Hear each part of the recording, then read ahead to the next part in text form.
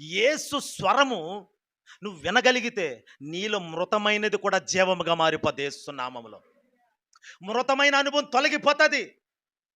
మృతమైంది ఈ లోపల ఎన్నో, నీలో ప్రేమ చచ్చిపోయింది. ఇప్పుడు యేసయ్య స్వరం విన్నదనుకో, ఆ ప్రేమ మళ్ళీ బతుకుతుంది. ఇప్పుడు ఈరోజు అదే జరుగుతుంది. నీలో ప్రార్థన అనే మంట చల్లారింది, అది చచ్చింది. ప్రార్థన అనే ఆశ చచ్చింది. ఇప్పుడు ప్రభు స్వరం వింటుంది కదా, ఇదిగో మళ్ళీ బ్రతుకుతుంది. నీ ప్రార్థన జీవితం మళ్ళీ బ్రతుకుతుంది, పునరుత్థానం చెందుతుంది. మళ్ళీని నీ ప్రార్థనా జీవితం పునరుత్థానం చెందేటట్లు, నీ ప్రేమ మరలా బ్రతికేటట్లు. నీలో ఒకప్పుడు ప్రేమ ఉంది, ఇప్పుడు చచ్చిపోయింది.